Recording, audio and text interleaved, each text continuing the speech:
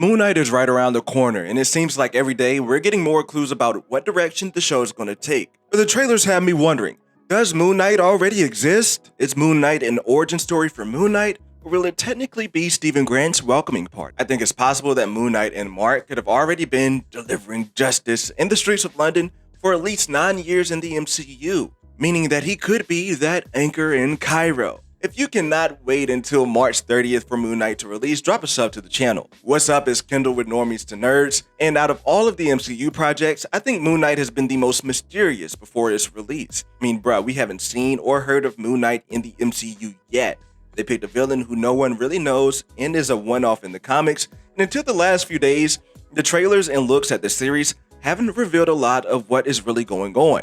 But as I started to piece all of these clips together, one wild theory was born. Moon Knight already exists. Look, I know some people love calling back to the television anchor in Cairo line that Sitwell yelled in Winter Soldier. And if that is where your head is at and what you're thinking, stick around to the end of this video and I promise you, you'll be very happy. But instead, for now, let's think about Mark, Moon Knight, and Khonshu already protecting the streets of London from crime and dark threats. Yes, ultimately we will be meeting all of Moon Knight's personalities for the first time in this series, but I'm starting to think that if we see Mark become Moon Knight at the feet of Khonshu's statue, like he did in the comics, that will be a flashback. And when we're done with the series, I think a lot of people will see this as Stephen's origin story, as he is the new personality who is being brought into the Moonlight fold. Let's look into why I think this is actually the case and why it even really matters. As cryptic as all of these trailers have been, there has been one person that seems to be confused about everything.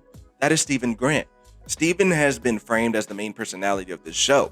He's the one having the visions. He's the one appearing to seek help from Ethan Hawke's character, Dr. Harrow, and he's the one dealing with the nagging ass, nosy ass co-workers. Like, can you please chill with the gum popping? We've already been told by the show's director that we're going to be exploring this story through Stephen's personality before Mark. In the original trailer, Stephen answers a phone call, likely after seeing Moon Knight in the mirror for the first time. And May Kalamawi's character, and I'm sorry if I'm butchering the last name, Layla, is calling Mark, asking him about what happened the night before. A clue that their relationship predates Stephen.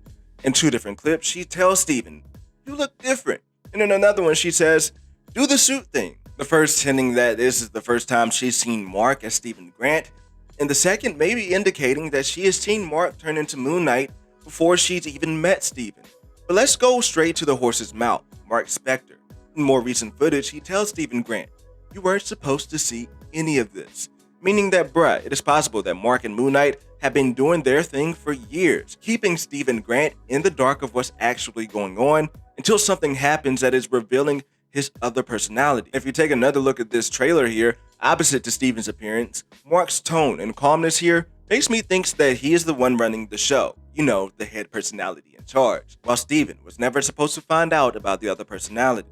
Meaning that, yeah, Moon Knight, much like Blade, the Sorcerer Supreme, and shit, even witches like Agatha Harkness already existed in the MCU, we just haven't seen them. So bruh, all this to say, don't be shocked that if in 8 weeks from now, people are going to be saying that this series is actually an origin story for Stephen instead of Moon Knight or Mark. But why does that even matter? Well, to me, it doesn't matter if he really existed or not. At this point, we've seen characters like Captain Marvel, Hank Pym, Isaiah Bradley, the Sorcerer Supreme, and the Eternals exist in the MCU universe without us knowing. Maybe a better way for me to put it is, the first time we saw these characters, they didn't have an origin story, but they had already been active in the MCU world. And I'm perfectly fine with that being the case for Moon Knight. I mean, if you think about it, Tony Stark, who is one of the most intelligent beings on the planet, didn't know who Doctor Strange was until Infinity War. So if Tony Stark isn't aware of the one responsible for protecting his reality, douchebag, then I don't find it hard to believe that Moon Knight, who seems to handle dark supernatural threats, could be only known by a few. What makes this theory important for me is all about how the show will handle Mark's split personalities in a different way from the comics. So far in the trailers, we've only seen personality Stephen, Mark, Moon Knight, and Mr. Knight appear, leaving out personality Jake Lockley. Here's where we connect all the dots. If indeed Mark and Moon Knight have been working together for years, I would not be surprised if there are other personalities that will be introduced to the chaos in later seasons or Moon Knight appearances, like Jake or other ones that could benefit Moon Knight's need. This could also mean big things for Stephen transforming as a character. Look at it this way.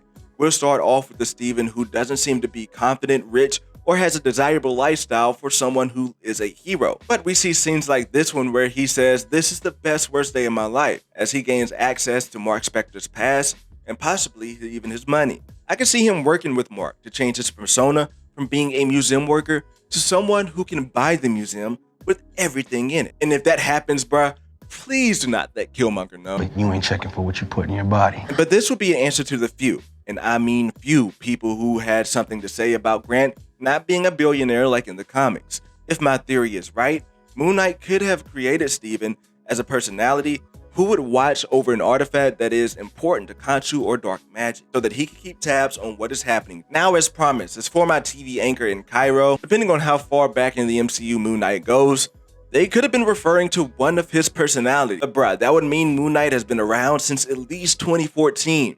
And based on GRC Easter eggs that we've seen in the trailers, we know that Moon Knight takes place at least in 2023 after the blip, meaning that he would have been around for 9 years or maybe even more. But I'd also be interested in wondering what Moon Knight would have needed a news anchor personality for. Could it have been a way to get tips on what is going on in the street?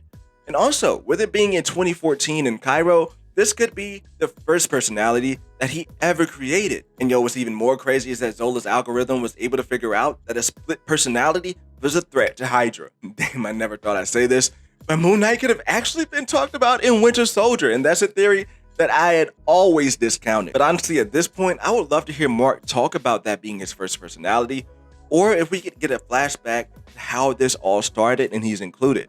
And to make fans happy, I think that would wrap a beautiful bow around that long-running theory.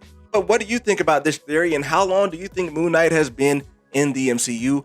Let me know what you think in the comment section below, and I will see you all on the next video.